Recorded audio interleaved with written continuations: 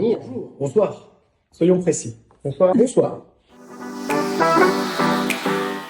Oui, moi c'est Gilles et je travaille à l'Assiette depuis le début, c'est-à-dire effectivement depuis l'ouverture en 2018. Moi, du coup, c'est Loïc. Je travaille chez Netscape depuis mi-septembre 2019.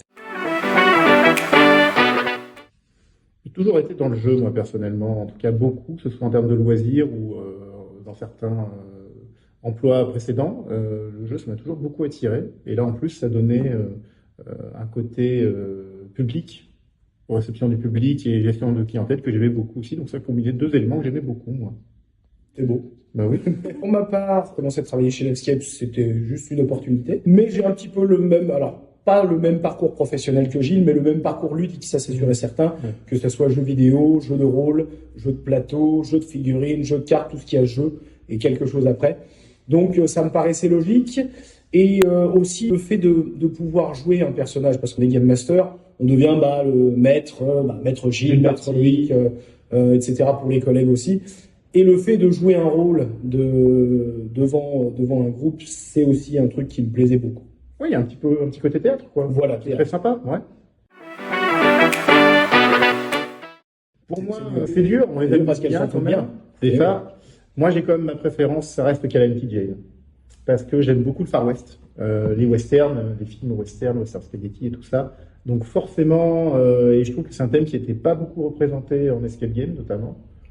Donc Calamity Jane sans trop hésiter, ouais. Je dirais bien pareil. Mais t'as le droit, hein, Parce pas que la mienne. Hein. Bon, Calamity Jane, pour la petite anecdote, c'est mon escape de cœur parce que la toute première escape game que j'ai pu faire, qui plus est, je l'ai fait tout seul. Parce que voilà, quand on arrive ici, on fait toujours toutes les escapes seuls. Il faut se les approprier, voilà. Oui.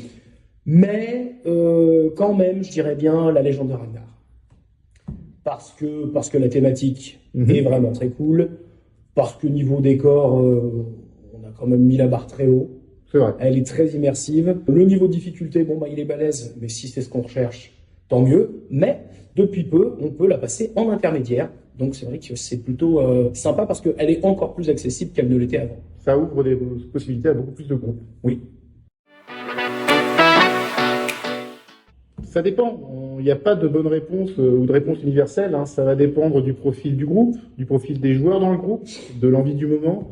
Ça peut être n'importe laquelle des salles, en fait. Ça va dépendre s'ils veulent faire quelque chose de très amusant, ludique, s'ils n'ont pas beaucoup d'expérience ou beaucoup d'expérience, s'ils veulent un défi ou pas trop de défis, s'ils ont un thème qui leur plaît eux-mêmes aussi au particulier. Donc, c'est pas facile. C'est pas facile. Peut-être que par défaut, on ira quand même sur le Mystère de Nefertiti, parce qu'on sait que c'est une de nos salles préférées. Le thème est très... Voilà. Les gens l'apprécient énormément. Donc, si on n'a pas beaucoup plus d'informations, peut-être que je dirigerai assez rapidement vers le Mystère de Nefertiti. Ouais. Moi, je dirais Ragnar pour les mêmes raisons que juste avant. On peut, si on est bien aguerri, aller sur cette escape. Elle a un niveau quand même assez exigeant. Mais voilà, si jamais par exemple, ça arrive souvent qu'une équipe voit la thématique et se rende pas compte qu'il y a des niveaux de difficulté, dans ces cas-là, on la passe en intermédiaire et elle est beaucoup plus accessible. Alors attention, beaucoup plus. Oui et non. Ça veut pas dire facile. Ça veut pas dire facile, accessible. Voilà, parce que ça reste quand même même en intermédiaire, une escape avec un petit niveau sympa. Exigeante. Voilà. Exactement.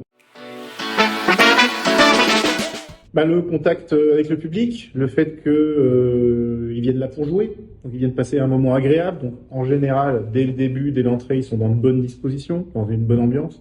Donc on essaye de maintenir cette ambiance et de faire en sorte que ils aient passé un moment qui leur ait un peu changé les idées par rapport au quotidien, quoi, tout simplement, modestement, mais c'est déjà pas mal. Donc j'aime bien cette idée, moi. Jouer la comédie, je le disais tout à l'heure, ça c'est quelque chose que j'aime beaucoup. Surtout, comme le disait Gilles, l'interaction avec les groupes. Bien souvent, même 90% du temps, 95% du temps, les gens viennent ici pour se détendre et s'amuser. Ce qui fait que, comme tu disais, ils sont dans bonne disposition. Ce qui fait qu'en gros, on peut blaguer, on peut plaisanter, surtout quand on a des groupes qui sont réactifs. Hop, on balance une petite blague, les gens réagissent. Bon, faut pas non plus qu'on passe tout notre briefing d'intro à faire des blagues, ce qui peut m'arriver assez souvent. Mais c'est super agréable, quand les joueurs, les joueuses sont dans cette ambiance-là. Oui, c'est et pour nous et pour eux, quand il y a une bonne osmose, qu'on s'entend bien les uns les autres, même si c'est que pour 1 heure, c'est super agréable.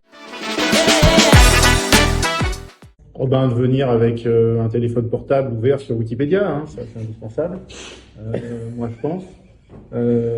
Ça. Avoir une IA évidemment dans la poche. Bien sûr. Important. Un pied de biche. Un pied Très de important, biche, pied de biche. Pour vraiment péter le décor, etc. Voilà. Il faut absolument pas faire ça du tout. Aucune de ces réponses-là n'est bonne. C'était de l'humour, même si... ne le faites pas pitié. Non, mais de pas avoir peur en fait. Le meilleur conseil, c'est simplement de pas avoir peur. C'est juste un jeu. S'il y a des choses qui sont ardues parce que c'est une découverte, on est là pour les simplifier. On est là pour faire en sorte que tout le monde passe un bon moment. Et il n'y a pas de performance exigée.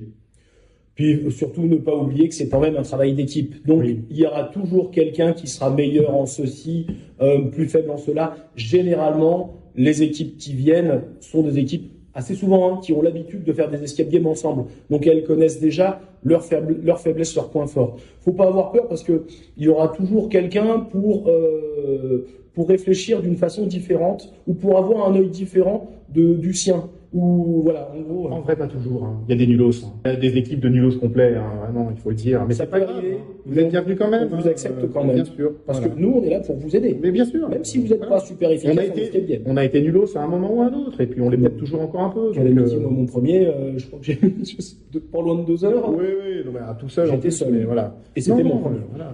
Pas avoir peur. Non. Pas avoir peur. Même pas peur. Non. Un peu d'encens, on fait brûler de l'encens, des incantations, effectivement. On va réciter quelques rites, voilà, pour que tout se passe bien quand même. Les rites, c'est... Oui. Ok. Non. Moi, c'est toujours la chaussette gauche, oui, après la droite, et après une gorgée d'une eau locale. Locale, bien sûr. On n'a pas de partenariat. Donc... Non, pour être sérieux, donc par superstition en tout cas, ou par peur d'oubli, on vérifie les cadenas. Moi, je vérifie les cadenas, j'ai tiré dessus pour voir si tout ce qui doit être fermé est bien fermé. Alors, moi, j'ai assez confiance en mes collègues, sachant que pour la plupart, du coup, toi, tu m'as formé, oui. Moi, j'ai formé les autres. Oui. Par effet domino. Théoriquement, ça devrait rester bien. Ça ferait plutôt bien rouler, donc je leur fais plutôt confiance. Pas forcément de rituel en particulier, pas forcément de... On fait toujours la même chose, de toute façon, on le fait toujours dans l'ordre, on arrive ici, on met les musiques, on allume les salles, on les ferme, non, pas vraiment de... Oui, préparer le matos à l'avance, le timer dans une poche, tout ce dont on va avoir besoin. Faites longue réponse pour dire qu'en fait, non. C'est ça. Et ça, donc, en fait, non. Et voilà. Moi, je sais. Ah bah vas-y, commence. Hein, non, si tu réfléchis... Parce qu'il y a beaucoup de choses quand même. Il y a beaucoup de choses. Peut-être pour le plaisir, une vraie salle science-fiction, mais vraiment un truc à fond SF, tu vois, dans un futur extrêmement lointain. C'est pas mal ça. Et cyberpunk, tout ça. Ouais, tout à fait. Un truc vraiment poussé là-dessus. Mais alors là, par contre, ça demanderait un très haut niveau de décor, d'énigmes. Bon, ça, on est capable, bien sûr. Ah oui, mais alors ça, je n'en doute pas. Mais bon, c'est pas forcément cette salle-là qu'on aura ensuite, mais c'est un truc qui m'intéresserait. Pas mal. Franchement, je sais pas si je vais donner ma réponse parce que... Mais si... Alors, pour ma part, une salle sur Howard Philip Lovecraft et tout son univers, donc l'appel de Cthulhu et voilà toute son imagerie. C'est très précis par contre. Hein. C'est très précis et du coup, ce serait on va dire de l'horreur, horreur cosmique. Ça ne veut pas forcément dire quoi que ce soit, surtout quand on est dans une salle enfermée, mais horreur psychologique, épouvante plus en fait, mais en gros une salle qui flirte entre sa littérature à lui et une salle d'horreur classique, peut-être même avec des interventions, de l'acting, ouais, de l'acting, budget aussi, hein. Gros budget aussi, mais voilà une salle au final qui serait un petit peu rétro dans sa déco, mais où il pourrait y avoir pas mal d'effets spéciaux. D'accord, je pense. Ouais. En tout cas, Lovecraft, moi j'irais. Ça me tient à cœur. Moi j'irais bien.